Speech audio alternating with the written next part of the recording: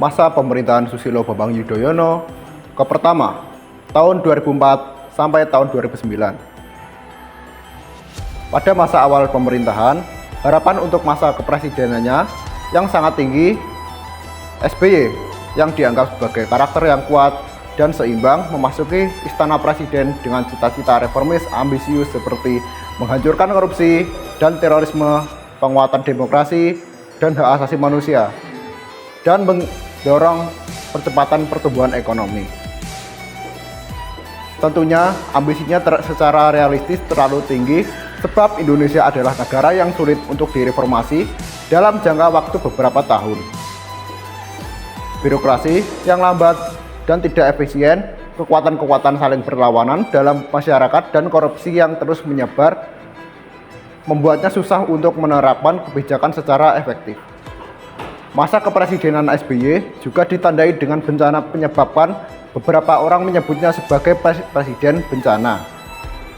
Bencana alam yang paling terkenal adalah tsunami yang mengerikan Aceh yang menewaskan lebih dari 200.000 orang di Aceh pada tahun 2004. Prestasi baik dari pemerintahan SBY berhubungan dengan fundamental makroekonomi, utang luar negeri Indonesia yang menurun secara mengesankan. Cadangan devisa meningkat dan pertumbuhan produk domestik produk tahunan solid.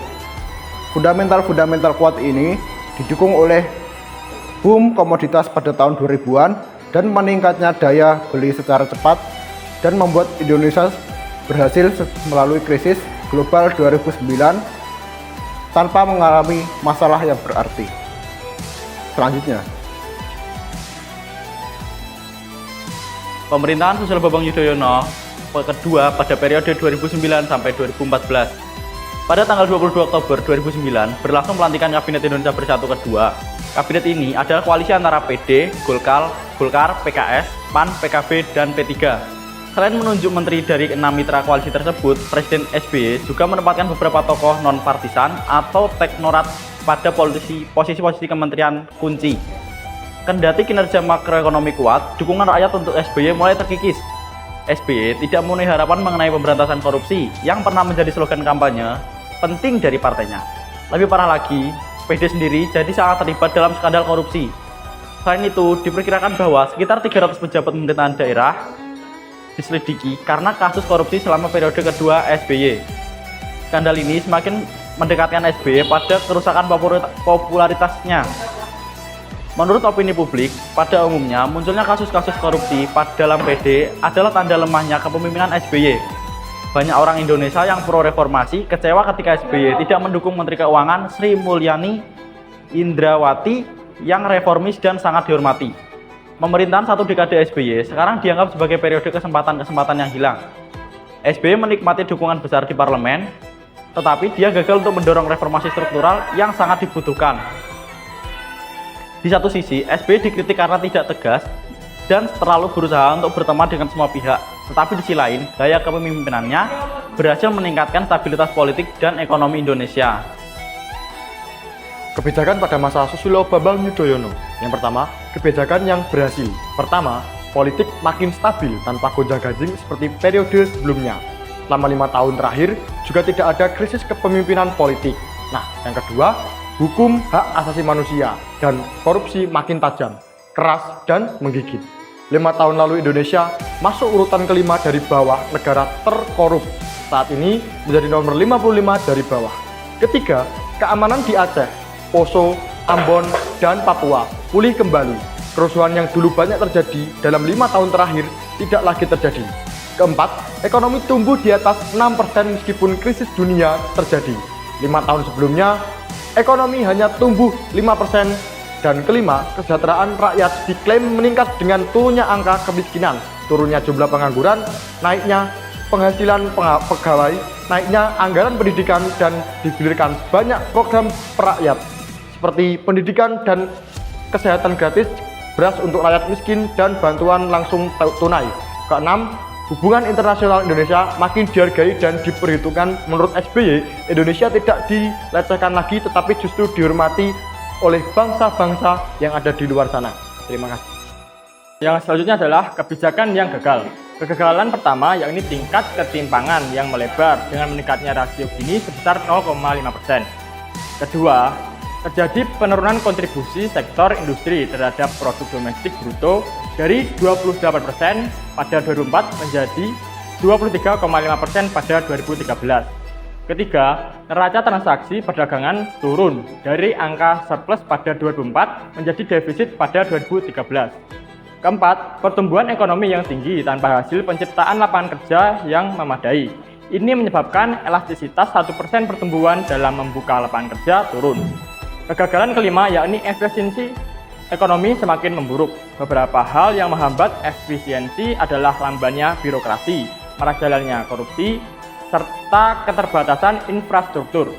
Keenam, turunnya rasio pajak terhadap PDB dari 12,2% menjadi 10,8% pada 2013. Ketujuh, kesejahteraan petani yang menurun 0,92%. Kedelapan, nilai utang pemerintah yang mencemaskan.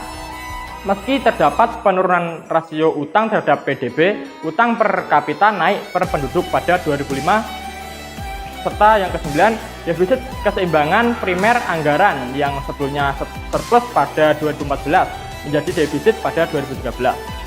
Terakhir ke-10 yaitu tidak proporsionalnya dan serta besarnya dominasi pengeluaran rutin dan birokrasi dalam APBN.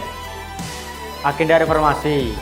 Suksesi kepemimpinan nasional kepemimpinan Presiden Susilo Bambang Yudhoyono merupakan gaya pemimpinan yang sesuai dengan era demokrasi.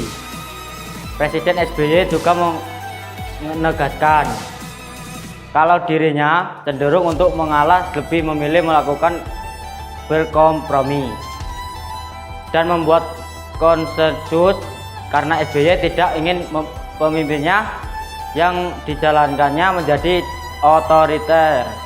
SBY menjadi sosok pemimpin yang demokrasi dalam mengambil keputusan, selalu mengajak beberapa perwakilan bawahan, tetapi keputusan tetap berbeda di tangan SBY. Tipe pemimpinan yang cermat dan berpikir matang sebelum mengambil suatu keputusan. Presiden yang penting dicatat semasa kepemimpinan SBY yaitu keberhasilan menyelesaikan batas maritim Indonesia dengan dua negara sahabat yaitu Singapura dan Filipina. Terima kasih. Amandemen UUD 1945. Meski menjabat kepala pemerintahan dan kepala negara Republik Indonesia, ternyata Presiden Susilo Bambang Yudhoyono tidak cukup keleluasaan menjalankan program aksinya. Aturan dalam UUD 45 yang memberi kewenangan yang lebih condong ke parlemen dianggap sebagai pembatasnya. 4 kali amandemen dilakukan sejak reformasi bergulir, dirasa belum cukup membuat konstitusi dasar ini menjadi rujukan semua produk hukum negara. Meski ada banyak kemajuan dan terobosan dilakukan, tapi ada sejumlah permasalahan yang dianggap LKK perlu untuk membuat UUD 45 bisa berlaku hingga ratusan tahun ke depan, seperti adanya inkonsistensi yuridis dan teoritis, kekacauan struktur dan sistematika, dan pasal-pasal yang multi-interpretasi yang dianggap tidak terlalu positif untuk dijalankan atau berhasil, akan tetapi hanya untuk sementara waktu. Pemberantasan KKN. Pemberantasan korupsi di era SBY tercatat paling progresif di dunia. Era SBY juga ditertibkan PP 99 2012 yang memperketat pemberian remisi hanya bagi koruptor yang berperan sebagai justice kolaborator yang diberi kelonggaran, selebihnya tidak ada ampun.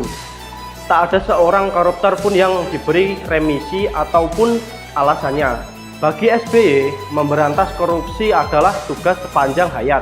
Korupsi adalah kejahatan luar biasa yang penanganannya harus dilakukan dengan cara yang lebih luar biasa pula. SB lah presiden yang telah menaikkan skor Corruption Perception Index atau indeks persepsi korupsi Indonesia menjadi yang terbaik di dunia. Tentu itu adalah pencapaian paling progresif di dunia saat itu. Pencapaian yang menembus batas paradigma tentang pemberantasan korupsi atau berhasil. Oke, yang selanjutnya kegagalan dalam penghapusan duifungsi ABRI. Presiden mengungkapkan pada era duifungsi turunnya ABRI ke dunia politik merupakan pengabdian. Namun saat ini hal itu tidak diperbolehkan, mengingat betapa sulitnya melakukan reformasi ABRI dengan memisahkan TNI dan Polri. Ia menyebut masa itu adalah masa-masa yang sulit dan kelam dengan jerit payah yang sudah dilewati TNI Polri agar para perwira tinggi bisa menjaganya. Menurut Presiden, ada upaya menarik dukungan dari jenderal aktif untuk kepentingan politik. Penegakan supremasi hukum, program 100 dari pemerintahan SBY telah berlalu. Berbagai aksi, reaksi dalam berbagai bentuk bermunculan. Istana banyak menuai kritik, demo dari berbagai elemen masyarakat, LSM, dan mahasiswa. Para mantan kandidat presiden juga angkat bicara. Muara dari semua aksi adalah ketidakpuasan terhadap kinerja pemerintah, dalam hal ini aparat penegak hukum. Apakah pemerintahan SBY gagal khususnya dalam penegakan hukum? Presiden SBY mengaku tidak puas dengan kinerja aparat penegak hukum selama 100 tahun pertama pemerintahannya, khususnya dalam pelaksanaan program pemberantasan tindak pidana korupsi. Padahal sejauh ini, sebagai langkah politik dan hukum oleh pemerintah telah diambil untuk menyukseskan salah satu misi utama Kabinet Indonesia Bersatu. Presiden belum puas karena kasusnya demikian banyak dan baru beberapa kasus saja yang ditangani. Dalam kondisi yang masih prihatin ini, Presiden minta agar lebih dipacu lagi sehingga mencapai sasaran seperti yang diinginkan. Yang selanjutnya, pelaksanaan otonomi daerah. Menurut Presiden SBY, otonomi daerah yang dilaksanakan dengan baik dan benar menghasilkan dampak yang positif dalam bentuk pertumbuhan ekonomi daerah yang semakin merata, serta tingkat kemiskinan dan pengangguran yang makin menurun. Kita bersyukur dalam 5 tahun terakhir ini terdapat 7 provinsi yang secara konsisten berhasil mencapai pertumbuhan ekonomi di atas pertumbuhan ekonomi nasional. Jadi kesimpulan berdasarkan pemaparan di atas, maka dapat ditarik kesimpulan bahwasanya pada pemerintahan Presiden SBY terjadi banyak kemajuan di berbagai bidang. Hal ini dikarenakan kemajuan teknologi dan kebebasan dalam berpendapat. Namun terdapat beberapa kemunduran juga. Kita tidak bisa menilai suatu pemerintahan hanya dalam satu sudut pandang.